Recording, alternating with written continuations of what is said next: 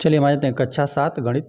देखिए आज हम लोग हल करने वाले हैं अभ्यास 10C, है ना। अभ्यास 10C को हल करने से पहले ना देखिए हम लोग थोड़ा इस बात का ध्यान रखेंगे, है ना, कि देखिए समांतर चतुर्भुज में ना जो भी समांतर चतुर्भुज रहेगा उसकी सम्मुख भुजाएं आपस में बराबर होती हैं। ठीक है, ये वाली भुजा इस भुजा के बराबर होता है, ये वाली भुजा इस भुजा के बराबर होता है। ठीक है, एक बात ये याद रखेंगे। और देखिए यहाँ पे समांतर चतुर्भुज के सम्मुख कोण बराबर होते हैं, है ना। समांतर चतुर्भुज इस तरह से आप कई बनाकर नापिएगा, आप इस कोण को और इस कोण को नापेंगे ना तो ये आपस में बराबर मिलेगा। ठीक है, यहाँ पर भी जैसे ये इस कोण को नापेंगे तो ये भी बराबर, ये वाला कोण और इस कोण को नापेंगे तभी बराबर मिलेगा। ठीक है, यहाँ पर समांतर चतुर्भुज की सम्मुख भुजाएं समान रहती हैं, मतलब बराबर रहती हैं। ठीक है, और समांतर चतुर्भुज के सम्मुख कोण समान रहते हैं, है ना, बराबर रहते हैं। जो यहाँ पर कोण रहेगा वही यहाँ पर रहेगा, जितना कोण यहाँ पे उतना कोण यहाँ पे। और समांतर चतुर्भुज के विकर्ण, है ना, देखिए जब आप क्या करते हैं ना, समांतर कोई चतुर्भुज है, ठीक है, उसके आप विकर्ण मिला देते हैं, मतलब इस विकर्ण को भी खींचते हैं, इस विकर्ण को भी खींचते हैं, है ना। तो यहाँ पर मान लेते हैं अगर ये 3 सेंटीमीटर का पहले था ना, तो यहाँ पर ये जो इस तरह से गया प्रतिच्छेद करके, तो यहाँ पर इसको ना 3 सेंटीमीटर का यदि पहले था तो 1.5 सेंटीमीटर का इसको भी कर देगा, 1.5 सेंटीमीटर का इसको कर देगा, मतलब 2 बराबर भागों में बांट देगा। अगर ये इस तरह से 4 सेंटीमीटर का था तो ये जो इसको विभाजित किया है ना, तो यहाँ 2 सेंटीमीटर 2 सेंटीमीटर इसको बना देगा, 2 सेंटीमीटर इसको, है ना। यहाँ पे चतुर्भुज के ना दोनों विकर्ण एक दूसरे को समद्विभाजित कर देंगे। ठीक है, देखिए यहाँ पर हमें दिया हुआ है समांतर चतुर्भुज के विकर्ण एक दूसरे को समद्विभाजित करते हैं। ठीक है, इस बात को हम लोग याद रखेंगे। चलिए हम लोग अभ्यास पे आ जाते हैं। चलिए हम लोग हल करने वाले हैं अभ्यास 10C को। देखिए इसमें हम लोग को पहला प्रश्न दिया हुआ है ना, समांतर चतुर्भुज का एक अंतःकोण 30 अंश का है। ठीक है, शेष कोणों के मान ज्ञात कीजिए। चलिए हम लोग हल करने वाले हैं पहला वाला प्रश्न। चलिए पहले एक हम लोग चतुर्भुज बना लेते हैं। चलिए तो इस तरह से हमने एक समांतर चतुर्भुज बना लिया, है ना। ये वाली भुजा इस भुजा के समानांतर है, ठीक है, ये वाली भुजा इस भुजा के समानांतर है। और चलिए हम नामकरण कर देते हैं ABCD। ठीक है, इसी चतुर्भुज में हम लोग सब कुछ हल करेंगे। चलिए यहाँ पर हम लोग को दिया हुआ है ना कि एक कोण 30 अंश है। ठीक है, एक अंतःकोण दे दिया 30 अंश। चलिए हम लोग मान लेते हैं कि यही हम लोग का 30 अंश हो गया। ठीक है, तो इसके जो सम्मुख कोण बनेगा ना यह भी 30 अंश का हो जाएगा, है ना, क्योंकि हम लोग जानते हैं कि समांतर चतुर्भुज में सम्मुख कोण आपस में बराबर होते हैं। ठीक है, ये 30 अंश, ये भी 30 अंश। अब ये वाला जितना कोण B पर बनेगा ना उतना ही कोण कितना D पर बनेगा, और यहाँ पर 30 अंश है तो यहाँ पर भी कोण C हो जाएगा 30 अंश। ठीक है, चलिए हम लोग लिख देते हैं चतुर्भुज, इसी को मैं हल करते हैं हम लोग चतुर्भुज ABCD में। ठीक है, इसी चतुर्भुज में हम लोग हल करते हैं। देखिए यहाँ पर हम लोग जो दिया है उसको हम लोग चलिए लिख देते हैं, दिया है हम लोग को। चलिए इसी को हम लोग मान लेते हैं, कोण A को ही मान लेते हैं 30 अंश। हम लोग को दिया है कोण A बराबर 30 अंश। अच्छा, ये 30 अंश हो गया तो उसके सामने वाला भी कोण बन जाएगा 30 अंश। अतः हम लोग लिख देते हैं, अतः कोण C बराबर भी हम लोग का कितना 30 अंश। अच्छा, ऐसे हमने क्यों कहा, क्योंकि यहाँ पर हम लोग कोष्टक में लिख देते हैं कि समांतर चतुर्भुज में, देखिए समांतर चतुर्भुज में आमने सामने का भुजा भी बराबर रहेगा, साथ में समानांतर रहेगा। ठीक है, दोनों सम्मुख भुजाएं समानांतर रहेंगी और बराबर तो रहेंगी। ठीक है, और साथ साथ सम्मुख कोण भी इनका बराबर रहेगा, है ना। ये वाला कोण के सामने ये कोण भी बराबर, ये वाले कोण के सामने ये वाले कोण बराबर। ठीक है, इन दोनों का अभी हम लोग विकर्ण खींच देंगे ना, तो यहाँ पे विकर्ण भी क्या करेगा, एक दूसरे को बराबर भागों में बांट देगा। ठीक है, चलिए तो अब यहाँ पर हम लोग लिख देते कोण C बराबर 30 अंश। ये हमने क्यों लिखा, क्योंकि समांतर चतुर्भुज के सम्मुख कोण यहीं पे लिख देते हैं, सम्मुख कोण बराबर होते हैं, है ना, या समान होते हैं लिख सकते हैं। ठीक है, बराबर होते हैं। ठीक है, चलिए अब देखिए, अब हम लोग देखिए यहाँ पर ये वाले जो कोण D बन रहा है और कोण D भी तो बराबर होगा। ठीक है, यह भी तो आपस में सम्मुख कोण है। देखिए कोण D बराबर होगा कोण B के। ठीक है, और इन दोनों कोणों को हम लोग मान लेते हैं यक्ष।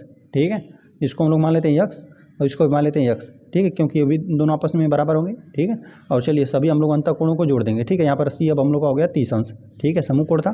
ठीक है, इसको हम लोगों ने मान लिया कि कोण D बराबर कोण B बराबर यक्ष। ठीक है, और इसको भी हम लोग इसको बराबर क्यों कह रहे हैं, इसी से कह रहे हैं। ठीक है, समांतर चतुर्भुज के सम्मुख कोण बराबर होते हैं, इसीलिए हमने कह दिया कि कोण D भी बराबर होगा कोण B के। ठीक है, चलिए अब हम लोग लिख लेते हैं, हम लोग जानते हैं चूँकि कि चतुर्भुज के अंतःकोणों का योग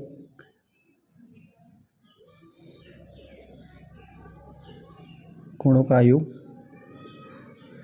360 अंश होता है। ठीक है, इसलिए क्या हो जाएगा, सभी हम लोग कोणों को जोड़ दे रहे हैं, है ना। कोण A प्लस कोण B प्लस कोण सी प्लस कोण डी बराबर कितना हम लोग का 360 अंश हो जाएगा।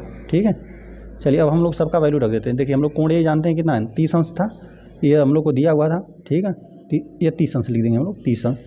ठीक है, प्लस यहाँ पे कोण बी है ना, कोण बी का वैल्यू अब हम लोग यक्स रखते हैं। ठीक है, क्योंकि हम लोग को दोनों को इनको जोड़ना है।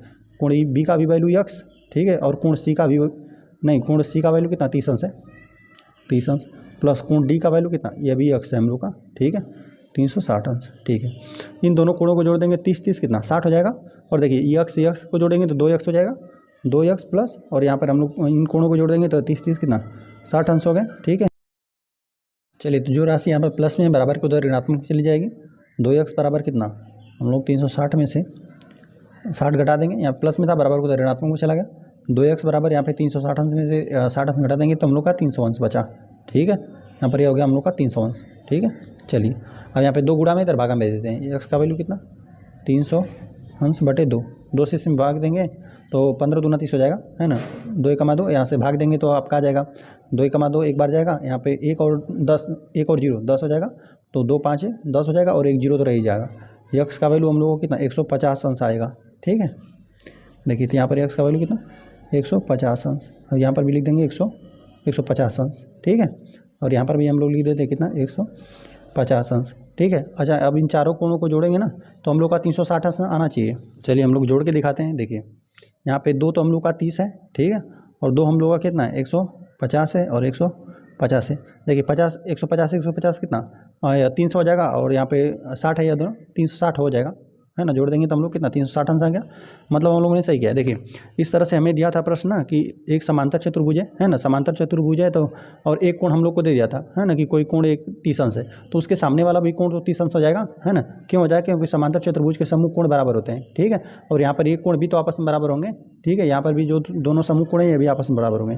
तो हम लोगों ने इस तरह से एक चतुर्भुज बना लिया। ठीक है, और ABCD नामकरण कर दिया, और यहाँ पे एक कोण 30 अंश बना दिया, उसके सामने कोण C। ठीक है, चलिए हमने फिर चतुर्भुज ABCD लिख दिया। ठीक है, और यहाँ पर हम लोग का समांतर चतुर्भुज है ना, समांतर चतुर्भुज ABCD में अब एक कोण को हमने मान लिया 30 अंश, तो इसके सामने वाला जो कोण है समूह कोण वो भी बना गया 30 अंश। ठीक है, और यहाँ पे जो हम लोग कोण C को भी 30 अंश ले लिया। ऐसा क्यों हमने किया, क्योंकि समांतर चतुर्भुज के समूह कोण बराबर होते हैं। ठीक है, अब देखिए कोण जो यहाँ पे B बन रहा है, कोण D, यह दोनों भी आपस में बराबर होंगे, है ना, और हमने इसको x मान लिया। ठीक है, अब हम लोग जानते हैं कि चतुर्भुज के अंतर कोणों का योगफल 360 अंश होता है, तो हमने सभी कोणों को जोड़ लिया जो कि 360 अंश के बराबर, और कोण A का वैल्यू 30 अंश, और उसके समूह कोण है उसका भी वैल्यू कितना, कोण C का वैल्यू हमने 30 अंश रखा।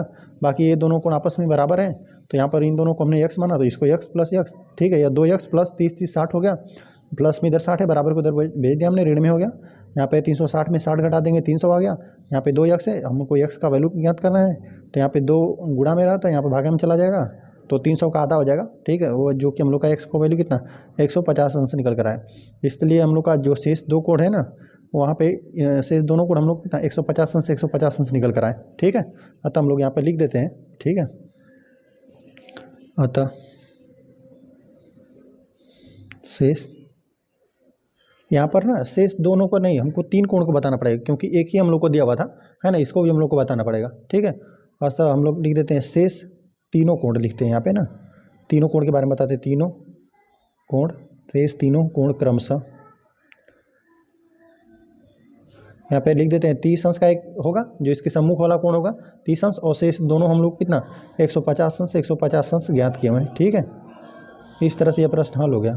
चलिए आ जाते हैं क्वेश्चन नंबर 2 पे। तो क्वेश्चन नंबर 2 हम लोग को दिया है, समांतर चतुर्भुज की किसी भुजा पर बने कोणों में 40 अंश का अंतर है, प्रत्येक कोण का मान ज्ञात कीजिए, है ना। चलिए हम लोग हल दूसरे वाले प्रश्न करने वाले हैं। देखिए हम लोग जानते हैं कि समांतर चतुर्भुज में सम्मुख कोण बराबर होते हैं। ठीक है, तो मतलब उसमें से कोई एक अधिक है। ठीक है, अधिक वाले में से कम वाले घटाएंगे तो 40 अंश आएगा। ठीक है, तो चलिए हम लोग पहले यहाँ पे एक चतुर्भुज बना लेते हैं। चलिए तो इस तरह से हमने एक चतुर्भुज बना लिया, नामकरण कर देते हैं ABCD। ठीक है, देखिए हम लोग मान लेते हैं कि ये वाला कोण अधिक है ना, तो ये वाला कोण और ये वाला कोण बराबर होगा, है ना। ये समांतर चतुर्भुज है, ये वाली भुजा इसके समानांतर है, ये वाली भुजा इसके समूह भुजाएं आपस में समानांतर होती हैं और ये बराबर भी होती हैं। ठीक है, ये वाला इसके बराबर है और समूह कोण भी बराबर है। ये वाला कोण जो A पर बनेगा वो C के बराबर है। इसमें से कोई 2 कोण मान लीजिए। देखिए ये वाले कोण हमेशा अधिक रहेंगे, है ना, इसको हम लोग अधिक मान लेते हैं, तो ये दोनों बराबर ही है। और इसको हम लोग कम मान लेते हैं, है ना। अधिक वाले में से कम वाले घटा देंगे तो हम लोग का 40 अंश आएगा। चलिए हम लोग लिख देते हैं समांतर चतुर्भुज, है ना, समांतर चतुर्भुज ABCD में, इसी में हम लोग चर्चा करके अपना हम लोग सभी चारों कोण का वैल्यू ज्ञात कर लेंगे, ठीक है। समांतर चतुर्भुज ABCD में, ठीक है, हम लोग मान लेते हैं कि ये वाला कोण इससे अधिक है, ठीक है, क्योंकि ये दोनों अधिक रहेंगे, ये कम रहेंगे, ठीक है। तो चलिए हम लोग मान लेते हैं, किसी को मान लीजिए, है ना, यहाँ पे लिख देते हैं प्रश्नानुसार, जैसे प्रश्न दिया है प्रश्नानुसार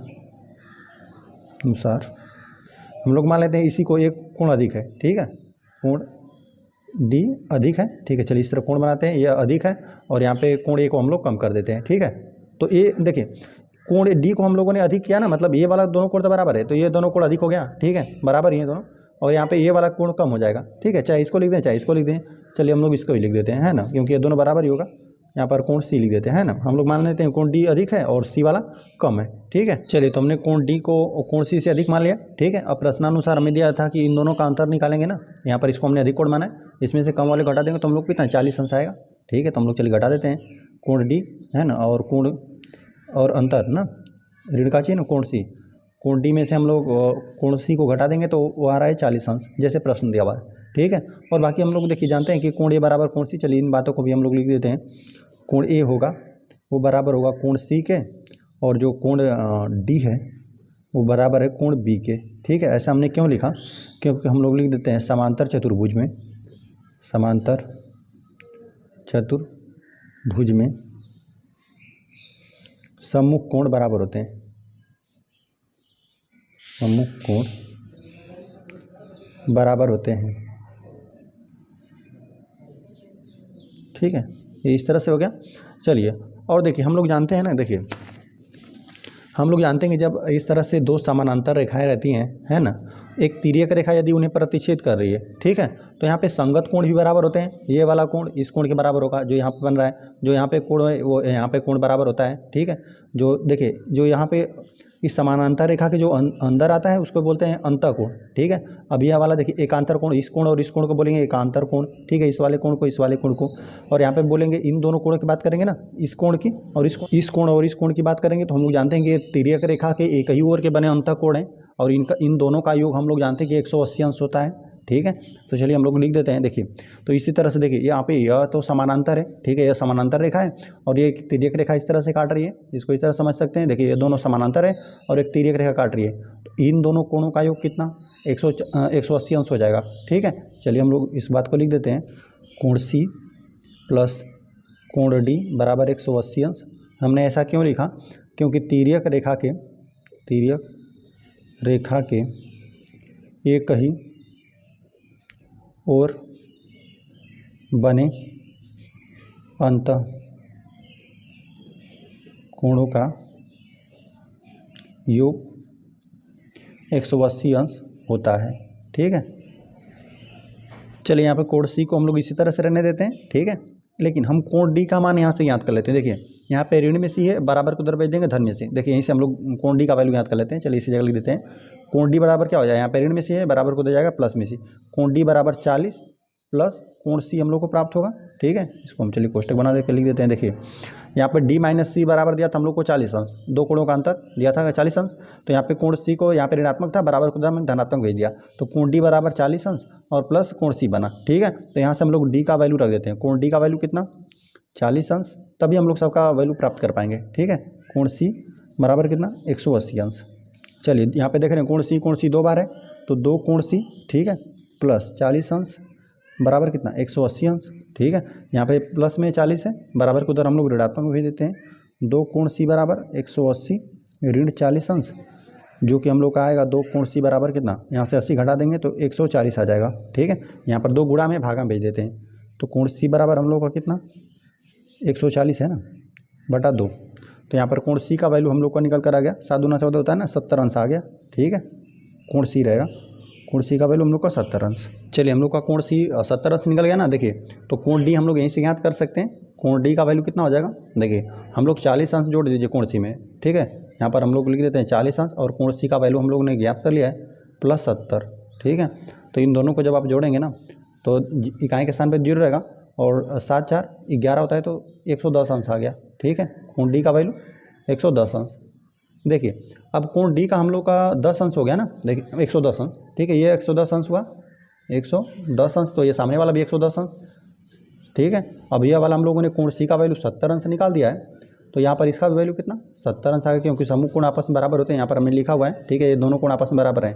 हम लोगों ने कोण डी का वैल्यू ज्ञात कर लिया, तो कोण बी का ऑटोमेटिक ज्ञात हो गया, ठीक है, कोण डी बराबर कोण बी है, ठीक है, क्योंकि समांतर चतुर्भुज में समूह कोण आपस में बराबर होते हैं, ठीक है। इसी तरह से यहाँ पर हम लोगों ने कोण सी का भी वैल्यू 70 अंश ज्ञात किया, तो कोण ए भी हम लोग का ज्ञात हो गया 70 अंश, ठीक है। तो यहाँ पर हम लोग लिखना चाहें तो लिख देते हैं, चलिए यहीं पे लिख देते हैं 70 अंश बराबर कोण, यहाँ पे सी बराबर कोण ए, ठीक है, ये भी कितना हो जाएगा हम लोग का 70 अंश ही हो जाएगा। और यहाँ पर हम लोग बराबर लिख देते हैं कितना, कोण डी के बराबर कौन सा है, बी है, कोण बी भी यहीं पर हम लोग लिख देते हैं, ठीक है, जो कि कितना होगा हम लोग का 110 अंश, ठीक है। चलिए अब हम लोग लिख देते हैं, अतः चतुर्भुज के सभी कोण, या चारों कोण लिख देते हैं, चारों कोण क्रमशः, चतुर्भुज के चारों कोण क्रमशः हम लोग का हो जाएगा 70 अंश, ठीक है, और कामा 110 अंश, ठीक है, और फिर लिख देते हैं 70 अंश और कामा 110 अंश, ठीक है, 110 अंश रहेगा, ठीक है।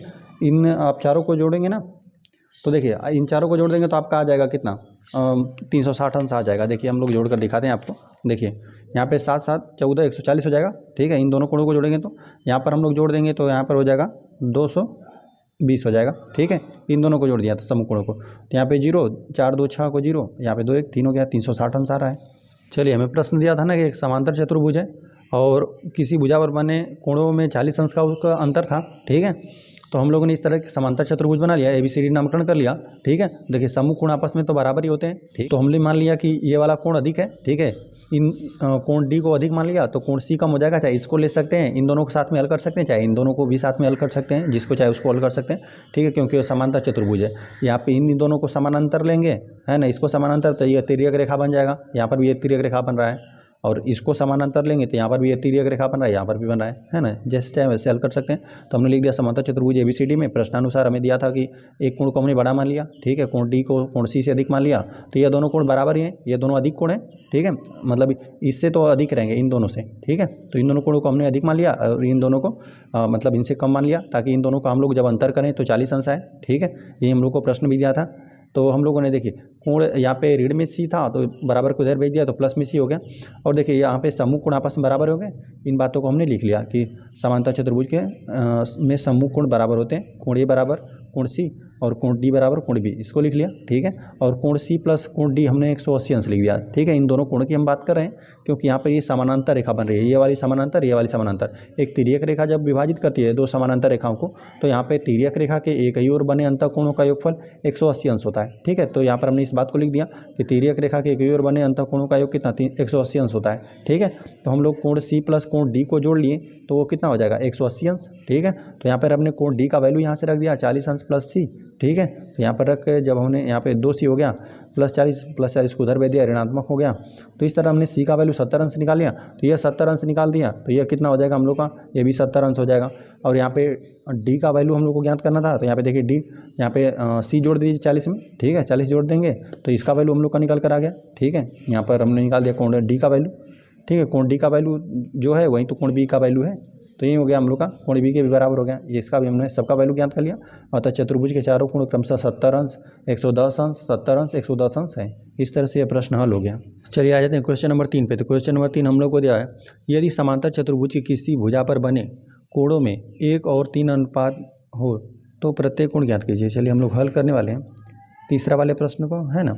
चलिए अब हम लोग पहले एक समांतर चतुर्भुज बना लेते हैं। चलिए तो इस तरह से हमने चतुर्भुज बना लिया। चलिए नामकरण भी कर देते हैं, ABCD हमने इस तरह से नामकरण कर दिया और 1:3 दिया हुआ है ना। मतलब देखिए इन कोणों को हम लोग छोटा मान लेते हैं, ये वाला जो कोण रहेगा वही तो कोण ये भी रहेगा, क्योंकि समांतर चतुर्भुज में समूह कोण बराबर होते हैं, तो ये वाला कोण आपस में बराबर होगा, जो यहाँ पर कोण बन रहा है वो यहाँ पर बराबर होगा। तो देखिए यहाँ पर जो छोटा कोण है और बड़ा कोण, इन दोनों का अनुपात निकाला है ना, तो 1:3 आ रहा है। तो चलिए हम लोग लिख देते हैं चतुर्भुज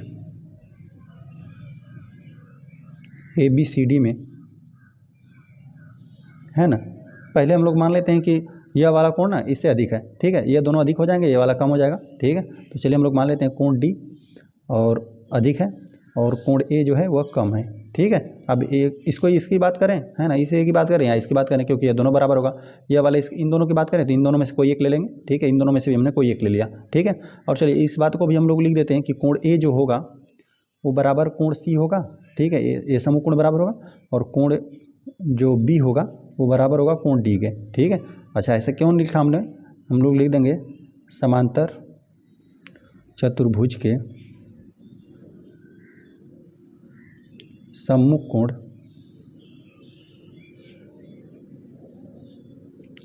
बराबर होते हैं, ठीक है। इस तरह से ये हो गया। चलिए अब हम लोग यहाँ पर हमको दिया 1:3, यहाँ पर हम लोग चलिए इन दोनों कोणों को ले लेते हैं ना। तो देखिए यहाँ पर 1 और 3, तो मतलब छोटा कोण पहले लिखना है, फिर बड़ा कोण बाद में लिखना है ना। तो चलिए हम लोग लिख देते हैं यहाँ पे प्रश्नानुसार। कोण ए को हम लोग पहले लिखते हैं, है ना, क्योंकि देखिए 1:3 दिया हुआ है, मतलब छोटा कोण हम लोग को पहले लिखना है। प्रश्नानुसार कोण ए अनुपात कोण सी, ठीक, डी लिखे हम लोग ना। चलिए डी लिख देते हैं, ए अनुपात डी है छोटा कोण, फिर बड़ा कोण, और जो कि हम लोग को दिया हुआ है 1:3। देखिए कोण ए अनुपात कोण डी हमने लिख लिया 1:3 ना। तो एक बात देखिए यहाँ पे ये समानांतर रेखा है, ये वाली, और यहाँ पे एक तिर्यक रेखा इससे प्रतिच्छेद करिए। तो यह वाला कोण और ये वाला कोण, इन दोनों कोणों को हम लोग जोड़ेंगे तो 180 अंश आना चाहिए हम लोग का, है ना। लेकिन यहाँ पर देख रहे हैं कि 1 और 3 को हम लोग जोड़ देंगे तो 180 अंश नहीं आएगा। मतलब यहाँ पर किसी संख्या का यहाँ पर गुणा था इन दोनों में, ठीक है, जिसे विभाजित करके क्या कर दिया, सबसे न्यूनतम रूप में ला दिया गया, ठीक है। तो हम लोग चलिए लिख देते हैं, माना संख्या यक्स का दोनों कोणों में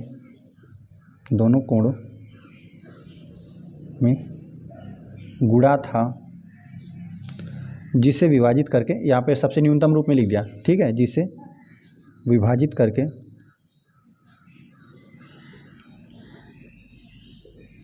अनुपात निकाला गया, ठीक है, अनुपात निकाला गया, ठीक है। चलिए हम लोग इसको इस तरह से लिख लेते हैं, कोण ए अनुपात कोण डी।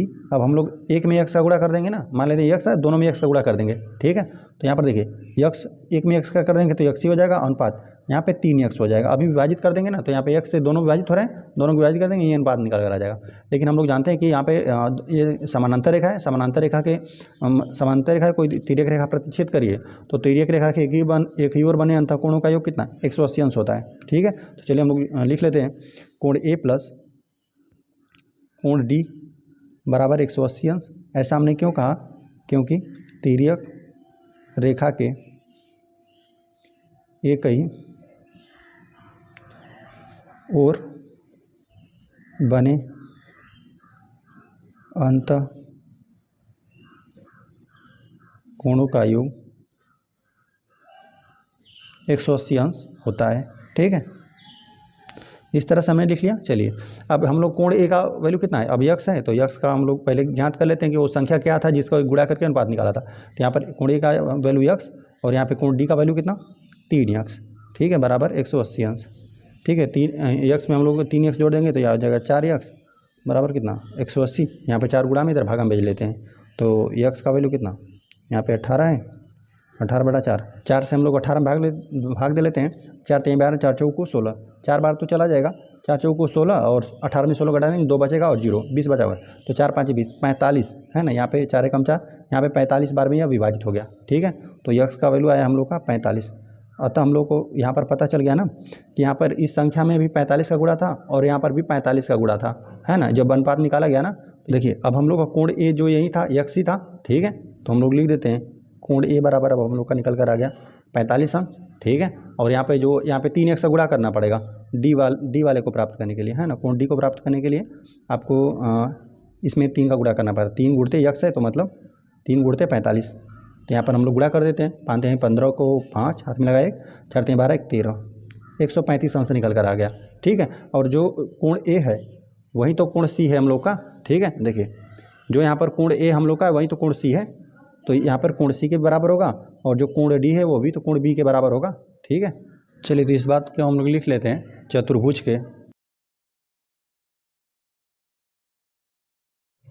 के सभी अंतःकोण, चलिए हम लोग लिख देते हैं अंतःकोण क्रमशः हम लोग का, देखिए यह 45 अंश निकल कर आया ना, तो इसी तरह लिख देते हैं हम लोग 45 अंश है और फिर 135 अंश, ठीक है, कामा 45 अंश 135 अंश, ठीक है। अब इन सबको जोड़ देंगे ना तो आपका 360 अंश निकल कर आएगा। देखिए हमें इस तरह से प्रश्न दिया था ना कि यहाँ पर यदि समांतर चतुर्भुज में किसी भुजा पर बने कोणों में 1 और 3 का अनुपात है, ठीक है, कोणों का अनुपात दिया था 1:3, ठीक है। तो चलिए हम लोग यहाँ पर किसी का भी लिख सकते हैं ना, 2 को ले लीजिए साथ में, इसको ले लीजिए, चाहे इसको, ठीक है। क्योंकि देखिए यह दोनों कोण तो आपस में बराबर होंगे, जो सम्मुख कोण रहेंगे ये वाला कोण है, ये वाला कोण, क्योंकि यहाँ पे समानांतर चतुर्भुज है। तो हमने लिख लिया समांतर चतुर्भुज ABCD में कि इस कोण D को हमने अधिक मान लिया और कोण A को कम मान लिया, ठीक है। तो यहाँ पर देखिए अनुपात 1:3 दिया था, तो पहले छोटे वाले कोण को लिखेंगे फिर बड़े वाले कोण को, ठीक है। तो यहाँ पर और ये सम्मुख कोण तो बराबर होंगे ही, ठीक है। AC बराबर था, हमने लिख लिया, कोण BD बराबर था, इसको लिख लिया, और कारण यहाँ पे लिख दिया कि समांतर चतुर्भुज के सम्मुख कोण बराबर होते हैं। और फिर प्रश्नानुसार जैसे था वैसे लिख लिया हमने, है ना, कि इस छोटे वाले कोण को हमने पहले लिख लिया, फिर बड़े वाले कोण को हमने लिख लिया, ठीक है। और यहाँ पर 1:3 का दिया था तो इसको हमने लिख लिया, ठीक है। और हम लोग देखिए इन दोनों कोणों को जब हम लोग जोड़ देंगे ना, देखिए यह समानांतर रेखा है, ठीक है। समानांतर रेखा को जब एक रेखा प्रतिच्छेद करती है ना तिर्यक रेखा, तो तिर्यक रेखा एक ही ओर बनेगा अंतःकोणों का योग 180 अंश होता है, ठीक है। तो हमने उसी का इस्तेमाल कर लिया, ठीक है। माना संख्या x का गुणा था जिसे विभाजित करके अनुपात निकल गया, है ना। अनुपात मतलब सबसे छोटा रूप में लिखा गया है 1:3, और इसी में इन दोनों संख्याओं में ना किसी संख्या का गुणा था, हम लोगों ने उसको x मान लिया, ठीक है। तो अब इसको हमने इस तरह से लिख लिया, x का इसमें गुणा कर दिया, 3x का इसमें भी। अभी हम लोग x से विभाजित कर देंगे x से ना, तो दोनों क्या आ जाएगा 1:3 आ जाएगा, ठीक है।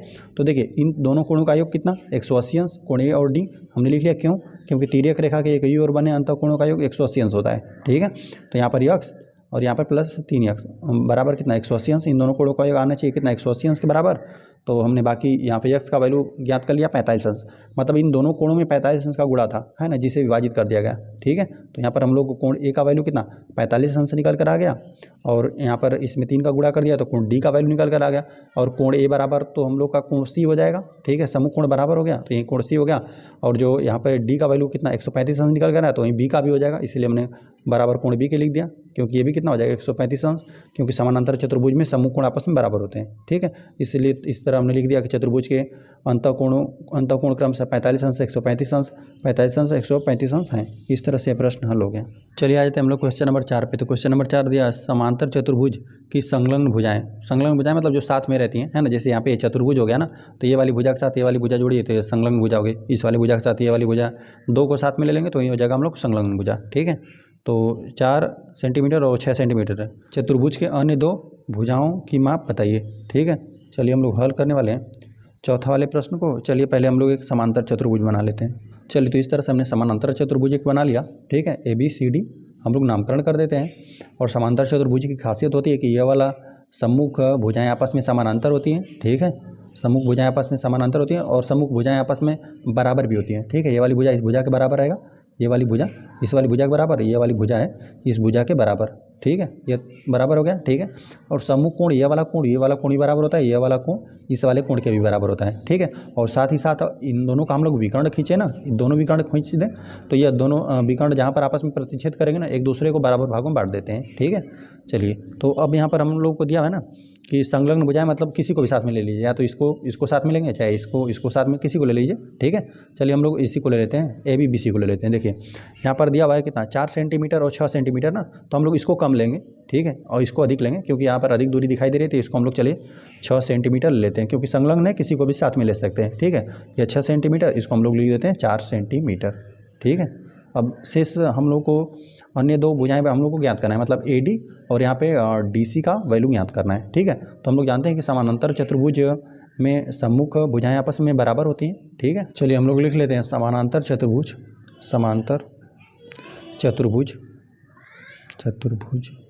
ABCD में, समांतर चतुर्भुज ABCD में, ठीक है। चलिए हम लोगों ने मान लिया है कि AB भुजा, चलिए यहाँ पर लिख देते हैं हम लोग भुजा AB बराबर हम लोगों ने लिख दिया 6 सेंटीमीटर, ठीक है। और यहाँ पर भुजा हमने BC को मान लिया 4 सेंटीमीटर, ठीक है। यहाँ पे यह संलग्न भुजाएं हैं, आपस में साथ में जुड़ी हुई हैं ना, यह भुजा साथ में संलग्न भुजा है, ठीक है। अब इस भुजा BC और AD को लेंगे ना, तो यह संलग्न भुजा नहीं है ना, सम्मुख भुजा बनेगी, यहाँ पे संलग्न भुजा नहीं है। इस तरह से जुड़ी हुई 2 रहनी चाहिए, यहाँ पे जुड़ी हुई 2 है, शेष दोनों को हमको ज्ञात करना है। देखिए ये 4 सेंटीमीटर है तो सामने वाला भी 4 सेंटीमीटर हो जाएगा, ठीक है। और यहाँ पर ये 6 सेंटीमीटर, तो ये भी हम लोग का 6 सेंटीमीटर हो जाएगा। ठीक है, हम लोग चलिए इस बात को लिख देते हैं भुजा कितना ए बी बराबर, ए बी के सम्मुख भुजा कौन सा है, ए बी के ना यहीं पर है, सी डी लिख देते हैं, सी भुजा सी डी। ठीक है, और यहाँ पर इसको भी हम लोग लिख देते हैं भुजा बी सी बराबर, इस बी सी को लिख रहे हैं हम लोग ए डी के बराबर लिख देते हैं, भुजा ए डी के बराबर। ऐसा हमने बोले क्यों लिखा, क्योंकि समांतर चतुर्भुज की लिख देते हैं सम्मुख भुजा, सम्मुख भुजाएं बराबर होती हैं। ठीक है, इसीलिए हमने ए बी भुजा को सी डी के समानांतर बराबर लिख दिया, बराबर और समानांतर भी होती हैं। ठीक है, तो हम लोग को सिर्फ बराबर से काम चल जाएगा। ठीक है, ए बी बराबर सी डी और यहाँ पे बी सी बराबर ए डी। ठीक है, तो चलिए हम लोग लिख लेते हैं, है ना, भुजा ए बी बराबर हमने लिख दिया 6 सेंटीमीटर, तो अब हम लोग का सी डी भी कितना हो जाएगा 6 सेंटीमीटर। ठीक है, चलिए हम लोग लिख देते हैं भुजा ए बी बराबर कितना 6 सेंटीमीटर, चूँकि लिख देते हैं, चूँकि भुजा ए बी बराबर 6 सेंटीमीटर, इसलिए भुजा इसके ए बी के सम्मुख भुजा कौन सा है, ए बी के सी डी है, यही हमने लिखा है। तो यहाँ पे भुजा हम लोग सी डी लिख देते हैं, जो कि ये भी हो जाएगा हम लोग को 6 सेंटीमीटर। ठीक है, चलिए अब यहाँ पे लिख देते हैं, चूँकि इसको हम लोग लिख देते हैं, बी सी को लिखे हुए थे हम लोग ना, तो इसको लिख देते हैं, चूँकि भुजा रहेगा बी सी बराबर, यहाँ पे 4 सेंटीमीटर था, तो यहाँ पे इसलिए हम लोग का भुजा बी सी था, तो यहाँ पे भुजा ए डी। ठीक है, यहाँ पर ए भी हम लोग को कितना हो जाएगा 4 सेंटीमीटर। ठीक है, कारण यही हो जाएगा समानांतर चतुर्भुज की सम्मुख भुजाएं बराबर होती हैं। ठीक है, इस तरह से हम लोगों ने चारों भुजाएं ज्ञात कर ली। ठीक है, अतः हम लोग लिख देते हैं अतः चतुर्भुज की यहाँ पर हम लोग को लिखना था अन्य दो भुजाएं ना, तो हम लोग लिख देते हैं अन्य रहेगा, अन्य दो भुजाएं। चलिए हम लोग लिख देते हैं क्रमशः हम लोग लिख देते हैं, यहाँ पे 6 4 दिया था ना, 4 6 दिया था, फिर तो हम लोग लिख देते हैं 4 और कामा 4 सेंटीमीटर, मात्रक भी लिखेंगे 4 सेंटीमीटर कामा 6 सेंटीमीटर है। ठीक है, इस तरह से यह प्रश्न हम लोग का हल हो गया। चलिए आ जाते हैं हम लोग क्वेश्चन नंबर 5 पे। तो क्वेश्चन नंबर 5 हम लोग को दिया समांतर चतुर्भुज की संलग्न भुजाएं 8 सेंटीमीटर 6 सेंटीमीटर हैं। ठीक है, चतुर्भुज का परिमाप ज्ञात कीजिए। परिमाप मतलब पूरे बाउंड्री, मतलब यहाँ से अगर बाहर कटीला तार आप घेरना चाहते हैं तो इस तरह से तार घेर लेंगे तो पूरा बाउंड्री। ठीक है, यही होता है परिमाप, मतलब पूरा बाहरी किनारा। ठीक है, यहाँ से शुरू किए तो यहीं पर फिर वापस आ जाइए। ठीक है, तो यहाँ पर चलिए हम लोग हल 5 वाले प्रश्न करने वाले। चलिए पहले हम लोग समांतर चतुर्भुज बना लेते हैं। चलिए तो इस तरह से हमने एक समांतर चतुर्भुज बना लिया, ए बी सी डी हम लोग नामकरण कर देते हैं। ठीक है, अब हम लोग इसी के बारे में चर्चा करेंगे, है ना। इसी चतुर्भुज में हम लोग लिख देते हैं समांतर चतुर्भुज ए बी सी डी में। ठीक है, चलिए अब यहाँ पर हमें दिया हुआ है एक 8 सेंटीमीटर है, तो इसको हम लोग चलिए 8 सेंटीमीटर मान लेते हैं, यहाँ पे 8 सेंटीमीटर। ठीक है, और यहाँ पे संलग्न भुजाएं दिया हुआ है ना, मतलब साथ में जुड़ी हुई, ये 8 सेंटीमीटर, तो यहाँ पे ये वाली हो जाएगा हम लोग को 6 सेंटीमीटर। देखिए अब हम लोग जानते हैं कि समांतर चतुर्भुज में सम्मुख भुजाएं आपस में बराबर होती हैं, ये वाली भुजा इस भुजा के बराबर और ये वाली भुजा इस भुजा के बराबर। ठीक है, तो यहाँ पर 8 सेंटीमीटर ये हो जाएगा और यहाँ पे ये भी 6 सेंटीमीटर हो जाएगा हम लोग का, है ना। सबको जोड़ देंगे तो यही हो जाएगा हम लोग का परिमाप, है ना। तो चलिए हम लोग लिख देते हैं यहाँ पर समांतर चतुर्भुज ए बी सी डी में हम लोग इसी को ए बी बराबर कितना, ए बी रहेगा, भुजा ए बी लिखते हैं, पूरी बात लिखते हैं, भुजा ए बी बराबर 8 सेंटीमीटर। ठीक है, और यहाँ पर हम लोगों ने इसी दो भुजाओं को मान लिया, संलग्न भुजाएं हैं दोनों, भुजा बी सी बराबर कितना 6 सेंटीमीटर। और हम लोग फिर लिख देते हैं कि यह वाली भुजा भी कितना हो जाएगी 6 सेंटीमीटर। चलिए हम लोग लिख देते हैं भुजा बी सी बराबर भुजा बी सी बराबर भुजा ए डी। ठीक है, और इसको भी लिख देते हैं भुजा ए बी बराबर सी डी लिख देते हैं ना, ए बी बराबर क्या होगा सी डी बराबर भुजा सी डी। ऐसा हमने क्यों लिखा, क्योंकि समांतर चतुर्भुज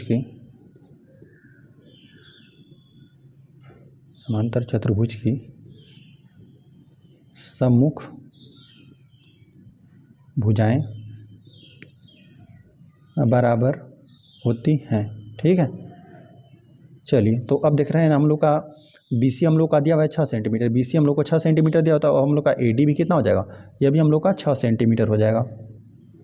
चलिए, और ये भी हम लोग का AB 8 सेंटीमीटर है, तो ये भी हम लोग का CD भी कितना 8 सेंटीमीटर हो जाएगा। ठीक है, और इन सबको आप जोड़ देंगे ना तो ये होता है हम लोग का परिमाप। ठीक है, इस चतुर्भुज का परिमाप हो जाएगा। चलिए तो हम लोग लिख देते हैं, चूँकि है ना भुजा हम लोग BC बराबर हम लोग को 6 सेंटीमीटर दिया हुआ है, इसलिए ये वाली भुजा हम लोग के बराबर हो जाएगी AD के। तो भुजा AD बराबर भी हम लोग का कितना हो जाएगा, ये भी हो जाएगा 6 सेंटीमीटर।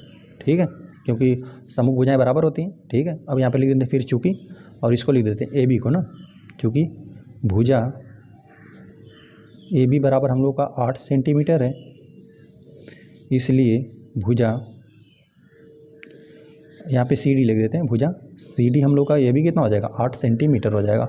ठीक है, चलिए इन चारों को हम लोग जोड़ देंगे ना तो ये हो जाएगा हम लोग का परिमाप। ठीक है, परिमाप मतलब यहाँ से बिंदु A से चले तो इस तरह से चलते गए, फिर आए फिर यहाँ पर आ गए। ठीक है, परिमाप मतलब यही सबको हम लोग को जोड़ना है। ठीक है, हम लोग लिख देते हैं समांतर चतुर्भुज का परिमाप, जो कि हम लोग का हो जाएगा, सभी भुजाओं को हम लोग जोड़ देते हैं। ठीक है, AB है ना, इस तरह से हम लोग लिख देते हैं। इसका मतलब वह रेखाखंड। ठीक है, यह रेखाखंड ही है, हम लोग माप सकते हैं, जिस राशि को माप दें वो रेखाखंड हो गया। चलिए इस तरह हम लोग लिख देते हैं, ये हम लोग का भुजा AB plus BC plus CD और प्लस AD है ना, सबको हम लोग को जोड़ना पड़ेगा। ठीक है, और या फिर चाहे तो इन दोनों को जोड़कर 2 का गुणा कर देंगे तभी आपको ज्ञात हो जाएगा। ठीक है, चलिए हम सबको जोड़ लेते हैं, है ना, एक 8 है या 6 है, या फिर 8 है या 6 है। ठीक है, 6 है यहाँ। चलिए इन चारों को हम लोग जोड़ लेते हैं, यहाँ पे 8 और 6 जोड़ देंगे 14 हो जाएगा, और यह 14 ये भी होगा, 14 दूना 28 हो जाएगा, 28 सेंटीमीटर। ये हम लोग का परिमाप आया। ठीक है, 28 सेंटीमीटर। इस तरह से हमें एक चतुर्भुज, समांतर चतुर्भुज बनाने के लिए दिया था, संलग्न भुजाएं दे दिया था 8 सेंटीमीटर और 6 सेंटीमीटर। तो हमने इस तरह समांतर चतुर्भुज ABCD बना लिया, और संलग्न भुजाएं इसको 8 सेंटीमीटर लिख लिया AB को, और BC को 6 सेंटीमीटर। तो यहाँ पे ये भी 6 सेंटीमीटर आ जाएगा। ये भी समांतर चतुर्भुज में सम्मुख भुजाएं बराबर होती हैं। ठीक है, तो हमने लिखा समांतर चतुर्भुज ABCD में भुजा AB को हम लोगों ने मान लिया 8 सेंटीमीटर और BC को मान लिया 6 सेंटीमीटर, है ना। अब भुजा BC बराबर भुजा AD हो जाएगा, और भुजा AB बराबर CD, क्योंकि समांतर चतुर्भुज की सम्मुख भुजाएं बराबर होती हैं। इस तरह से हमने लिख लिया कि चूँकि BC बराबर 6 सेंटीमीटर, इसी तरह हमने सबका चारों का वैल्यू ज्ञात कर लिया। अब चारों को हमने जोड़ दिया तो वही हो गया हम लोग का चतुर्भुज का परिमाप, जो कि हम लोग का 28 सेंटीमीटर निकल कर है। इस तरह से यह प्रश्न हल हो गया। चलिए आ जाते हैं हम लोग क्वेश्चन नंबर 6 पे। तो क्वेश्चन नंबर 6 हम लोग को दिया हुआ है ना, समांतर चतुर्भुज की 2 संलग्न भुजाओं का अनुपात 1:2 है। यदि इसका परिमाप 30 सेंटीमीटर हो तो प्रत्येक भुजा की माप ज्ञात कीजिए। चलिए हम लोग हल छठा वाले प्रश्न करने वाले हैं। चलिए पहले एक हम लोग समांतर चतुर्भुज बना लेते हैं। चलिए तो इस तरह हमने समांतर चतुर्भुज बना लिया, नामकरण कर देते हैं ABCD। हमने इस तरह से नामकरण कर दिया, और इनकी ना 2 संलग्न भुजा, मतलब मान लेते हैं कि इस भुजा और इस भुजा की बात करें 2 साथ में जुड़ी होनी चाहिए। ठीक है, इस भुजा और इस भुजा का अनुपात हम लोगों को दिया हुआ है 1:2, है ना। मतलब जितना यह रहेगा भुजा उसका 2 गुना यह रहेगा, है ना। इस भुजा और इस भुजा का अनुपात दिया हुआ है। ठीक है, चलिए हम लोग पहले यहाँ पर लिख देते हैं ना, हम लोग लिख देते हैं चतुर्भुज, हम लोग ABCD में हल करने वाले हैं। चतुर्भुज ABCD में, ठीक है। चलिए हम लोग मान लेते हैं AB और यहाँ पे BC का अनुपात दिया हुआ है ना। लिख देते हैं भुजा AB, इस भुजा को ले लेते हैं और इस भुजा को। ठीक है, भुजा AB अनुपात भुजा BC। ठीक है, इन दोनों भुजाओं का अनुपात दिया हुआ है 1:2। ठीक है, तो चलिए इस तरह से हमने AB भुजा और BC भुजा का अनुपात 1:2 लिख लिया। ठीक है, तो देखिए अब हम लोग ना इसका हम लोग 1 और 2, और इस तरह से देखिए 1 अगर मान लेते हैं इसका 1 वैल्यू है तो यहाँ पर 1 हो जाएगा, यहाँ पर 2 तो यहाँ पर 2, 2 2 4 और 5 6 हो जाएगा। लेकिन मतलब परिमाप हम जोड़ रहे हैं 6 आ रहा है, लेकिन देख रहे हैं यहाँ पर 30 दिया हुआ है। तो मतलब यह नहीं है, इसमें ना इन दोनों में किसी संख्या गुणा था जिसे विभाजित करके सबसे छोटा रूप में लिख दिया। ठीक है, तो हम लोग मान लेते हैं, माना दोनों भुजाओं में, यहाँ पर भुजा है तो भुजा हम लोग लिख रहे हैं, माना दोनों भुजाओं में संख्या यक्स का गुणा था, जिसे विभाजित करके विभाजित रहेगा, विभाजित करके अनुपात निकाला गया, ठीक है। तो चलिए हम लोग उस संख्या को ज्ञात कर लेते हैं, है ना। तो देखिए मान लेते हैं यहाँ पर भी x का गुणा था, यहाँ पर भी x का गुणा था, तो अब हम लोग का भुजा कितना हो जाएगा। अब एक में x का गुणा कर देंगे तो यहाँ पर चलिए इस तरह से लिख सकते हैं x अनुपात 2x, दोनों में x गुणा था, अभी भी हम लोग इन दोनों को विभाजित कर देंगे तो यही अनुपात निकल कर आ जाएगा। तब हम लोग का हो जाएगा भुजा ए बी बराबर हो जाएगा कितना, यह x हो जाएगा हम लोग का, दोनों में x का गुणा था तो हम लोगों ने उसको वापस ला लिया, अभी हम लोग उसको वापस ला लेंगे, ठीक है। भुजा ए बी और यहाँ पे भुजा बी सी जो कि हम लोग का कितना, वो 2x हो गया, ठीक है। अब इन दोनों का अनुपात निकालेंगे, x से विभाजित कर देंगे तो 1:2 आ जाएगा, ठीक है। अब देखिए हम लोगों ने बता दिया कि भुजा ए बी जो है वो कितना है, x सेंटीमीटर का है ना। देखिए यहाँ पर सेंटीमीटर में परिमाप दिया है तो ये भी सेंटीमीटर में ही होगा, ये x सेंटीमीटर का हो गया तो ये भी तो सामने वाला 1 सेंटीमीटर होगा यहाँ पे, ठीक है। यहाँ पर भी 1 सेंटीमीटर। अच्छा आपने इसको बोला कि भुजा बी सी जो है वह 2x है ना, तो यहाँ पे भुजा हम लोग का बी सी, इसको आप बोल रहे हैं कि 2x सेंटीमीटर है, ठीक है। तो इसकी जो सम्मुख भुजा है यह भी तो हम लोग का होगा 2x सेंटीमीटर, ठीक है। ऐसा आप क्यों बोल रहे हैं, क्योंकि हम लोग लिख देते हैं कि भुजा ए बी बराबर, यहाँ पे ए बी बराबर कितना सी डी हो जाएगा, भुजा सी डी और भुजा बी सी बराबर भुजा ए डी। ऐसा हमने क्यों नहीं लिखा, क्योंकि समांतर चतुर्भुज की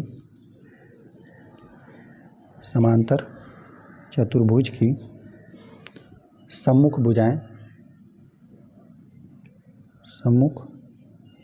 भुजाएं बराबर होती हैं, ठीक है। तो इसीलिए हमने क्या लिखा, ये वाली भुजा इस भुजा के बराबर, ये वाली भुजा इस भुजा के बराबर। अब चलिए हम लोग ज्ञात कर लेते हैं समांतर चतुर्भुज का परिमाप। समांतर चतुर्भुज का परिमाप, समांतर चतुर्भुज का परिमाप क्या हो जाएगा, मतलब यहाँ से चले तो यहाँ पर सबको आप यहाँ पे जो भी रेखाखंड है ना, सबको जोड़ते हुए यहाँ पर फिर आ गए, ठीक है। तो यहाँ पर चलिए हम लोग यहीं से ले लेते हैं, यहाँ से शुरू करते हैं। तो यहाँ पर देखिए सबको हम लोग जोड़ देंगे तो x, यहाँ पे x प्लस 2x, ठीक है, और फिर यहाँ पे x, ठीक है, और प्लस यहाँ पे 2x, ठीक है। लेकिन देखिए हमें यहाँ पर पहले से ही दिया हुआ है कि समांतर चतुर्भुज का यहाँ पे हम लोग का जो परिमाप था ना, वहाँ पे 30 सेंटीमीटर हम लोग को दिया हुआ है। यह परिमाप कितना, इसके बराबर 30 हो गया, ठीक है, बराबर इन सभी x को जोड़ते हैं हम लोग, ठीक है। यहाँ पे x और यहाँ पे देखिए 2x, ये अब 3x हो जाएगा, 3x से भी 3 3 कितना 6x हो जाएगा, ठीक है। चलिए अब हम लोग ना यहाँ पे x का वैल्यू याद करेंगे, यहाँ पे 6 गुणा में इधर भागा में भेज लेते हैं, यहाँ पे 30/6 हो जाएगा और बराबर x हो गया। तो 6 5 30 होता है, 6 × 6 6 5 30, तो x का वैल्यू हम लोग का कितना 5 निकल कर आ गया। हम लोग ने इसको सीधा लिख लिया, ठीक है। अतः संख्या x में ना यहाँ पे इन दोनों संख्याओं में ना 5 का गुणा था, जिसको विभाजित करके अनुपात निकाल लिया 1:2, ठीक है। तो अब हम लोग का x का वैल्यू कितना 5 सेंटीमीटर आ गया, तो ये हम लोग का हो जाएगा 5 सेंटीमीटर, ठीक है। अभी अभी हम लोग का कितना 5 सेंटीमीटर हो गया, ठीक है। अभी हम लोग का कितना 2 का इसमें गुणा हो जाएगा, 5 दूना 10, क्योंकि x का वैल्यू हम लोग का 5 निकल कर आ गया है, ठीक है। चलिए यहीं पर हम लोग ज्ञात कर लेते हैं। देखिए x का वैल्यू हम लोग का 5 निकल कर आ गया, तो ये हो गया हम लोग का 5 सेंटीमीटर, ठीक है। और यहाँ पे 2x है, 2 का हम लोग को गुणा करना है 5, 5 दूना 10 सेंटीमीटर। हम लोगों ने दोनों भुजाएं ज्ञात कर लिया, और सम्मुख भुजा तो हम लोग ऑटोमेटिक ज्ञात कर लेंगे, है ना। तो इस तरह देखिए यहाँ पर ए बी का हम लोग का वैल्यू कितना निकल कर आ गया 5 सेंटीमीटर, तो यहाँ पर इसका भी हम लोग लिख लेते हैं, है ना, भुजा सी डी ना, सी डी बराबर भी कितना हम लोग का, क्योंकि यहाँ पर देख रहे हैं कि दोनों बराबर हम लोगों ने पहले से ही लिख चुका है, ठीक है। तो डायरेक्ट हम लोग लिख देते हैं 5 सेंटीमीटर। चलिए और इसको भी हम लोग लिख देते हैं, हम लोग यहाँ पर बी सी जो हम लोग भुजा है ना उसको 10 सेंटीमीटर लिख चुके हैं, बी सी को लिख चुके हैं 10 सेंटीमीटर, तो हम लोग इसको भी लिख लेते हैं, ए डी को भी, भुजा ए डी कितना 10 सेंटीमीटर, ठीक है। और यहाँ पर भी चाहेंगे तो हम लोग लिख देखते हैं 5 गुना कितना, यह हम लोग का है 10 सेंटीमीटर आ गया इसका वैल्यू, ठीक है। और यहाँ पर भी हम लोग को इसका कितना 10 सेंटीमीटर वैल्यू आ गया, ठीक है। तो इस तरह से हम लोगों ने ज्ञात कर लिया। तो प्रत्येक भुजा की माप ज्ञात कीजिए, है ना, प्रत्येक भुजा की ज्ञात करना है। तो हम लोग चलिए यहाँ पर लिख देते हैं चतुर्भुज के सभी भुजा रहेगा, भुजाएं लिख देते हैं, सभी भुजाएं क्रमशः, ठीक है। हम लोग लिख देते हैं 5 10 5, ठीक है, 5 सेंटीमीटर, मात्रक भी लिखेंगे 5 सेंटीमीटर, 10 सेंटीमीटर, ठीक है, फिर कामा, फिर 5 सेंटीमीटर और फिर कितना 10 सेंटीमीटर। हमने चारों को लिख दिया 10 सेंटीमीटर है। चलिए इस तरह से हमें दिया था समांतर चतुर्भुज था और दो संलग्न भुजाओं का अनुपात 1:2 दे दिया था और परिमाप इसका 30 सेंटीमीटर दिया था, ठीक है। तो हम लोग को प्रत्येक भुजा की माप ज्ञात करना था।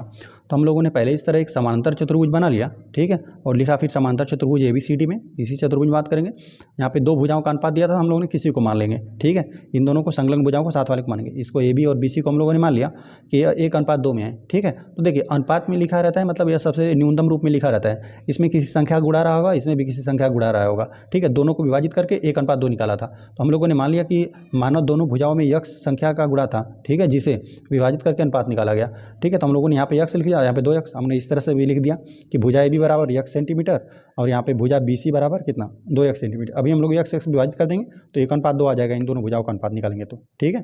तो हम लोगों ने देखिए और सम्मुख भुजाएं बराबर होती हैं समांतर चतुर्भुज में, ठीक है। तो हम लोगों ने भुजा AB बराबर कितना, AB बराबर यहाँ पे CD लिख लिया, यहाँ पे BC बराबर AD, ठीक है, BC बराबर AD, क्योंकि समांतर चतुर्भुज की समूह भुजाएं बराबर होती हैं। अब देखिए समांतर चतुर्भुज का परिमाप क्या हो जाएगा, परिमाप मतलब सभी पूरा बाउंड्री जोड़ दीजिए सबको, ठीक है। तो हम लोगों ने सबको जोड़ दिया, अब हम लोगों ने यक्ष के हिसाब से लिखा था, ठीक है। तो इस तरह हमने सबको जोड़ा और समांतर चतुर्भुज का परिमाप हम लोग को पहले से ही दिया था 30 सेंटीमीटर, तो यहाँ पे 30 रख दिया, बाकी यहाँ पे इनको जोड़ा 6 यक्ष आया, 6 गुणा में था, इधर भागा में आ गया, तो 6 5 30, 6 6 6 5 30 आया। यक्ष का वैल्यू हम लोग का 5 आया, सीधा करके हमने लिख लिया x बराबर 5। तो यहाँ पे यक्ष का वैल्यू 5 रखा, तो यह 5 सेंटीमीटर हो गया एक भुजा, ये भी 5 सेंटीमीटर, इसके समूह भुजा 5 सेंटीमीटर हो जाएगी। और यहाँ पे 2 गुना हम लोग को करना था, है ना, भुजा BC को हम लोग को 2 गुना करना था। तो यहाँ पे 2 यक्ष मतलब 5 दूना 10 हो गया, ठीक है, यहाँ पर भी 10 हो जाएगा ये भी, ठीक है। भुजा CD हम 5 सेंटीमीटर लिख दिए, भुजा AD 10 सेंटीमीटर, इसलिए इस तरह हम लोग का हो गया चतुर्भुज के सभी भुजाएं क्रमशः 5 सेंटीमीटर, 10 सेंटीमीटर, 5 सेंटीमीटर, 10 सेंटीमीटर हैं। इस तरह से यह प्रश्न हल हो गया। चलिए आ जाते हैं हम लोग क्वेश्चन नंबर 7 पे। तो क्वेश्चन नंबर 7 हम लोग को दिया हुआ है ना, आकृति 10.12 यही दिया हुआ है ना, इसी की बात कर रहा है मैं। PQRS एक समांतर चतुर्भुज है ना। चलिए समांतर चतुर्भुज रेखाखंड OP, अच्छा OP इसकी बात कर रहा है, ठीक है। यहाँ पे OQ इसकी बात कर रहा है, OR इसकी और OS इसकी, ठीक है, को माप कर सत्यापित कीजिए कि OP, ठीक है, बराबर OR है और OQ है ना, इसको फिर यह OS के बराबर है। चलिए हम लोग हल करने वाले हैं 7वां वाले प्रश्न को। देखिए हम लोग जानते हैं ना कि जब भी कोई समांतर चतुर्भुज रहता है उसका आप विकर्ण खींचेंगे ना, विकर्ण, तो देखिए इसके 2 ही विकर्ण होते हैं समांतर चतुर्भुज में। यहाँ पे एक विकर्ण खींच लिया, यहाँ पे ये दूसरा विकर्ण खींच लिया, है ना। तो यह एक दूसरे को समद्विभाजित करते हैं, ठीक है। यहाँ पे जो यह वाला भुजा है, ठीक है, यहाँ पे रेखाखंड समझ सकते हैं, ठीक है, ये वाला इसको एक दूसरे को समद्विभाजित करता है। मतलब देखिए यहाँ पे ये वाला जितना रहेगा उतना ये भी रहेगा, ठीक है, और ये वाला जितना रहेगा उतना ये भी रहेगा, ठीक है। इसका यह दोनों ना आपस में एक दूसरे को समद्विभाजित कर देते हैं, ठीक है। बाकी देखिए यहाँ पर दिया भी हुआ है समांतर चतुर्भुज के विकर्ण एक दूसरे को समद्विभाजित करते हैं, ठीक है। चलिए हम लिख लेते हैं इसको ना, समांतर चतुर्भुज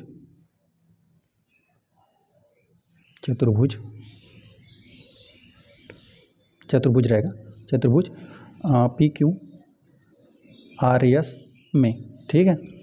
चलिए जब हमने इसको नापा ना, इसको आप नापेंगे ना, चलिए यह वाला जब हमने नापा था ना तो ये हम लोग का 5 सेंटीमीटर आया था, है ना। यस और क्यू को जब हमने नापा तो यह आया हम लोग का 5 सेंटीमीटर। आप नाप के देख लीजिएगा, ठीक है, हमने नाप कर अभी चेक किया था इसको, ठीक है।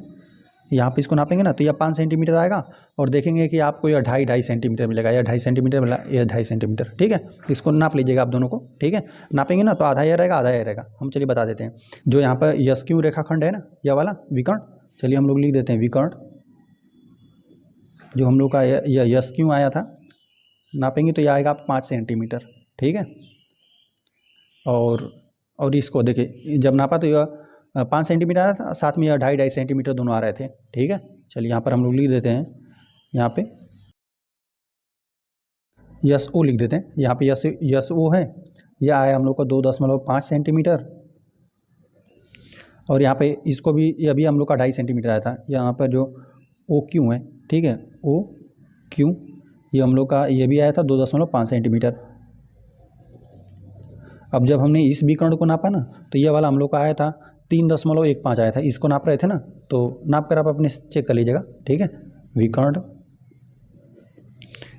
यहाँ पे विकर्ण हम लोग का PR है, ठीक है। इसकी बात करें, ये हम लोग का आया था 3.15 5 सेंटीमीटर। और यह जो आ रहा था हम लोग का PO या चलिए OP लिख देते हैं, यह हम लोग का आ रहा था 1.75 सेंटीमीटर, है नहीं। इसका आधा आएगा, ठीक है, इसका आधा यह रहेगा और यहाँ पर आधा जो यह बचा है ना OR, यह वाली रेखाखंड, ये वाला हम लोग का रहेगा, ये भी कितना 1.75। इन दोनों को जोड़ देंगे तो यहीं आ जाएगा 3.5 सेंटीमीटर। यहाँ पे 2.5 जोड़ देंगे तो ये आ जाएगा 5 सेंटीमीटर, ठीक है। तो आप देख रहे हैं ना कि यह वाली जो रेखाखंड है, ठीक है, यह वाली रेखाखंड इसके बराबर आ रही है, यह वाली रेखाखंड इसके बराबर आ रही है। चलिए हम लोग लिख देते हैं, मापने पर हमें ज्ञात हुआ कि, मापे ना तो हम लोग को ज्ञात हुआ कि OP देख रहे हैं 1.75 सेंटीमीटर आएगा और OR भी हम लोग का 1.75 सेंटीमीटर है, ठीक है। देख रहे हैं ना यहीं पर दोनों बराबर है, हम लोग लिख देते हैं मापने पर ज्ञात हुआ कि, हम लोग को यहीं डायरेक्ट लिख देते हैं क्योंकि दोनों हम लोग को माप चुके हैं, ठीक है। मापने पर हमें ज्ञात हुआ OP बराबर OR, ठीक है, यहाँ पर ये भी बराबर मिल जाएगा, ठीक है। और साथ ही साथ इसको भी हम लोग लिख देते हैं जैसे यह दिया हुआ है, OQ दिया हुआ है पहले, तो चलिए यहाँ पर अभी 2.5 सेंटीमीटर आया था तो हम लोग OQ लिख देते हैं और यहाँ पे OS लिखे हैं, चलिए OS लिख देते हैं। यह भी दोनों हम लोग का क्या आ गया, आपस में बराबर आ गया। और इस बात को भी हम लोग लिख देते हैं, समांतर चतुर्भुज के विकर्ण एक दूसरे को समद्विभाजित करते हैं,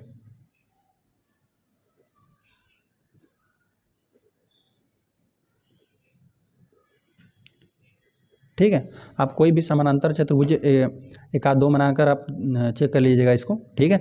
कई आप बनाएंगे समांतर चतुर्भुज ना, देखिए समांतर चतुर्भुज बनाएंगे तो इस बात का ध्यान देंगे कि जितना सेंटीमीटर का यह वाली भुजा आप खींच रहे हैं ना, उतना सेंटीमीटर का ये भी खींचेंगे, ठीक है।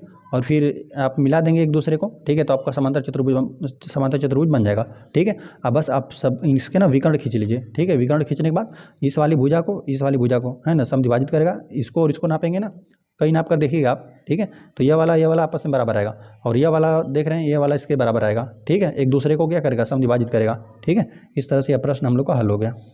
चलिए आ जाते हैं हम लोग क्वेश्चन नंबर 9 पे, है ना। देखिए 7 के बाद सीधा 9 दे दिया है ना, 8वां प्रश्न नहीं दिया हुआ इसमें, ठीक है। चलिए आकृति 10.25 इसी की बात कर रहे हैं, ठीक है। समलंब PQRS में कोण P और कोण S का मान ज्ञात कीजिए, ठीक है। यहाँ पर हमें दिया हुआ है कोण P और कोण S, इन दोनों का मान हम ज्ञात किया है, 2 का हमें मान ज्ञात दिया हुआ है, ठीक है। चलिए हम लोग हल करने वाले हैं 9वां वाले प्रश्न को। चलिए पहले क्या, यहाँ पे हम लोग समांतर, यहाँ पे ना समलंब चतुर्भुज इसको बना लेते हैं। चलिए तो हम लोगों ने समलंब चतुर्भुज को बना लिया। देखिए समलंब चतुर्भुज में यह खासियत होता है ना कि इसमें ना समलंब चतुर्भुज में, है ना, यहाँ पे सम्मुख भुजाओं का एक युग्म समानांतर होता है, ठीक है। यह वाली भुजा इस भुजा के समानांतर दिया हुआ है, ठीक है। आपको देखने से ही लग रहा है कि यह वाला नहीं है समानांतर, और यह वाला देखिए समलंब चतुर्भुज में ना सम्मुख भुजाओं का एक युग्म समानांतर होता है, ठीक है। तो यह वाला हो गया समानांतर, ठीक है। अब देखिए यह समानांतर हो गया ना, चलिए हम ना देखिए हम लोग यहाँ पे बताते हैं इसको ना। देखिए यहाँ पे समानांतर है, ठीक है, तो एक तिर्यक रेखा प्रतिच्छेद कर रही है ना, तो यहाँ पे तिर्यक रेखा के एक ही ओर के अंतःकोण 180 अंश होता है, ठीक है। चलिए हम बनाते हैं, 2 इस तरह हमने समानांतर रेखाएं खींच लिया, ठीक है। इस तरह से एक तिर्यक रेखा इसे प्रतिच्छेद कर रही है, ठीक है। चलिए इस तरह हम सभी कोणों को नाम दे देते हैं। चलिए इस कोण को हम नाम 1 दे देते हैं, कोण 2, कोण 3, यहाँ पे कोण 4, यहाँ पे 5, यहाँ पे 6 और यहाँ पे 7 लिख देते हैं, यहाँ पर 8 लिख देते हैं, है ना। तो देखिए अगर 2 रेखाएं यहाँ पर समानांतर है, एक तिर्यक रेखा प्रतिच्छेद करी है ना, तो संगत कोण बराबर होते हैं, संगत कोण। देखिए सीधा हम लोग लिखते हैं संगत कोण बराबर होते हैं, ये हम लोग बात जानते हैं। देखिए कोण 1 के स्थान पर आ रहा है कोण 5, ठीक है। देखिए यहाँ पर इस तरह से 2 समानांतर रेखा है ना, तो देखिए यहाँ पर इस फोटो को यहाँ पे मिलाइए, ठीक है। तो 1 पे 5 हो जाएगा, 2 पे 6 हो जाएगा और 4 पे 8 हो जाएगा और 3 पे 7 हो जाएगा, ठीक है। यही होता है हम लोग का संगत कोण। देखिए कोण 1 बराबर हो जाएगा कोण 5, ठीक है, और कोण 2 बराबर हो जाएगा कोण 6, कोण 2 बराबर कोण 6, ठीक है। यही होता है संगत कोण, ठीक है। अब 4 को लेंगे तो यहाँ पर 8 हो जाएगा, कोण 4 बराबर कोण 8 हो जाएगा, ठीक है। और कोण 3 बराबर कोण 7, कोण 3 बराबर कोण 7, ठीक है।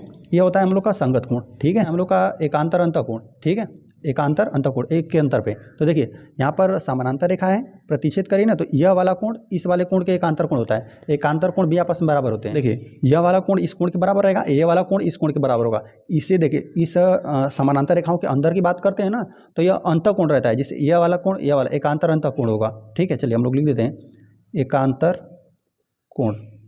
ठीक है, यह वाला भी आपस में बराबर होते हैं, कोण 4 कोण 5 के बराबर हो जाएगा, कोण 4 बराबर कोण 5 हो जाएगा, कोण 3 बराबर कोण 6 हो जाएगा, कोण 3 बराबर कोण 6 हो गया। ठीक है, तो यह हो गया अंतः कोण। अच्छा, बाह्य कोणों की बात करेंगे तभी बराबर होगा, यह वाला 1 बनेगा 8 बनेगा, यह बाह्य कोण है एकांतर। ठीक है, या चलिए बाह्य कोण रहेगा तो कोण 1 बराबर हो जाएगा कोण 8 के, यह बाह्य कोण की बात बता रहे हैं। यहाँ पर हो जाएगा 2 7 के, कोण 2 हो जाएगा 7 के, यह आपस में बराबर होते हैं एकांतर बाह्य कोण। और देखिए तिर्यक रेखा के ना एक ही ओर के बने अंतःकोण बराबर होते हैं, जैसे अंतरकोणों का योग 180 अंश होता है। ठीक है, चलिए कोण देखिए यहाँ पे समानांतर रेखा यह है और इस तिर्यक रेखा प्रतिच्छेद करें तो यह वाला कोण जो 4 बन रहा है कोण 6, इन दोनों का योगफल कितना 180 अंश, कोण 4 प्लस कोण 6 का योगफल 180 अंश, इस यह भी होगा। चलिए 3 का और ले लेंगे 5 का तो यह भी हो जाएगा, कोण 3 और 5 को ले लेंगे तो यह भी हम लोग का कितना 180 अंश हो गया। ठीक है, यह भी होगा। और देखिए यह तो अंतः कोण की बात हो गई, अगर बाह्य कोण भी लेते हैं ना, देखिए एक के कोण 1 का जो हम लोग का बाह्य कोण है, बाह्य कोणों को हम लोग लेते हैं ना तो तिर्यक रेखा के एक ही ओर के बने बाह्य कोणों का भी योग होता है 180 अंश। एक को लेते हैं 1 को लेते हैं और 7 को लेते हैं। देखिए यहाँ समानांतर रेखा है, इसके बाहर की अब बात कर रहे हैं, अंतः की बात कर रहे हैं तो यह दोनों, अंतः की बात कर रहे हैं तो यह दोनों, बाह्य की मतलब 1 और 7 की आप बात कर रहे हैं, कोण 1 प्लस कोण 7 का वैल्यू कितना 180 अंश। ठीक है, एकांतर बाह्य कोण। ठीक है, कोण 2 के साथ हो जाएगा एकांतर बाह्य कोण। ठीक है, कोण 2 का यह बनेगा 8। ठीक है, कोण 2 प्लस कोण 8 का वैल्यू कितना, यह भी 180 अंश। तो इन बातों को हम लोग ध्यान रखेंगे, है ना। संगत कोण मतलब यहाँ पे जो फोटो मिल रहा है, और एकांतर कोण मतलब एक के अंतर पे इसके यह बना, इसके यह बना। ठीक है, और यहाँ पे तिर्यक रेखा के एक ही ओर के अंतः कोणों का योग कितना 180 अंश होता है। ठीक है, बाह्य कोणों का भी होता है। चलिए देखिए हम लोग का ना यही देखिए यहाँ पे यह समानांतर है और एक यह तिर्यक रेखा आ रही है, तिर्यक रेखा काट रही है ना, तो यह वाला कोण और इस वाला कोण, इन दोनों कोणों का योग कितना, यह भी 180 अंश होगा। यहाँ पे देखिए यह समानांतर अब इस तरह से हम लोग को बना दिया। देखिए यहाँ पे ना बस देखेंगे समानांतर होना चाहिए, यह वाला अब ऐसे समानांतर दे दिया था, है ना। तो बस यह ध्यान रखेंगे कि अब यह समानांतर है और इस तरह तिर्यक रेखा काट रही है, तो यहाँ पे तिर्यक रेखा के यह वाला कोण एक तिर्यक रेखा के एक ही तरफ ये बनेगा, इन दोनों कोणों को कितना 180 अंश। इसका भी बात करता है तो ये भी कितना होता है 180 अंश होता है। ठीक है, लेकिन बस हम लोग ऐसे दिया था तो ये वाला बना। ठीक है, इन दोनों कोणों का योगफल कितना 180 अंश। और यहाँ पर देखिए यह समानांतर रेखा अब इस तरह से काट रहा है तिर्यक रेखा, तो यह वाला कोण और यह वाला कोण कितना 180 अंश होगा, इन दोनों कोणों का योग। ठीक, समलंब चतुर्भुज PQRS में। ठीक है, अब इसी चतुर्भुज में हम लोग बात करेंगे। अब ये देख रहे हैं ना, यहाँ पे चलिए हम लोग लिख देते हैं PS, जो PS है यह है समानांतर यहाँ पे QR के। ठीक है, RQ लिख दीजिए या QR लिख देते हैं। ये हम लोग देख रहे हैं कि यह समानांतर होता है। समलंब चतुर्भुज का यहीं पर भाषा ये होता है कि यहाँ पे ना सम्मुख भुजाओं का एक युग्म क्या होता है, आपस में समानांतर होता है। तो यहाँ पे ये समानांतर दिया था, तो देखिए यह समानांतर है तो एक तिर्यक रेखा प्रतिच्छेद करें तो इस कोण और इस कोण का योगफल कितना 180 अंश। चलिए हम लोग लिख देते हैं कोण P प्लस कोण Q बराबर कितना 180 अंश। ऐसा हमने क्यों बोल दिया, क्योंकि तिर्यक रेखा के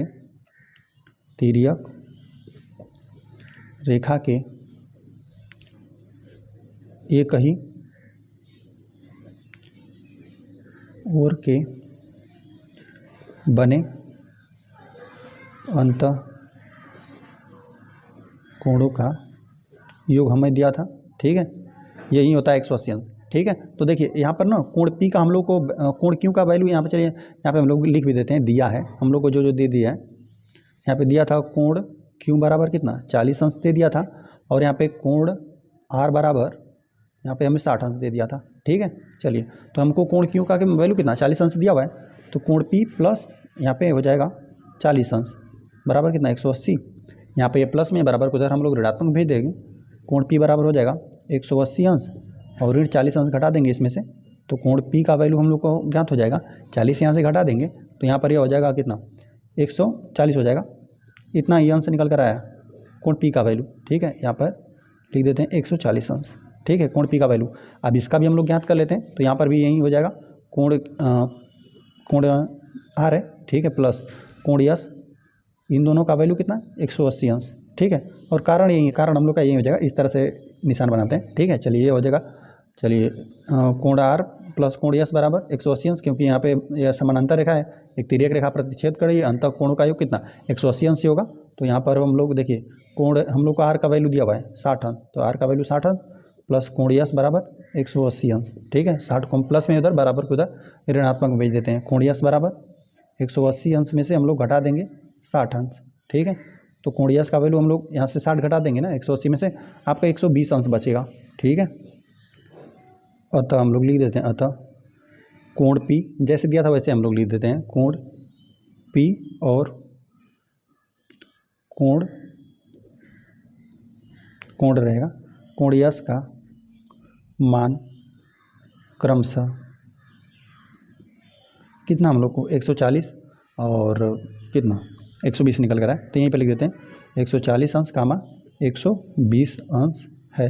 ठीक है, इस तरह से हमें प्रश्न दिया था, एक समलंब चतुर्भुज हमें दे दिया था। ठीक है, यहाँ पर 2 का हमें वैल्यू दिया था, तो एक तिर्यक रेखा यहाँ पर बन रहा था, तो हमने क्या कर दिया, यहाँ पे जो दिया था उसको हमने पहले लिख दिया। ठीक है, कोण क्यू 40 अंश दिया था, कोण आर दिया था 60 अंश, तो हमने लिखा समलंब चतुर्भुज पी क्यू आर एस में, है ना। यहाँ पे देख रहे थे पी एस है वह यहाँ पे क्यू आर के समानांतर था।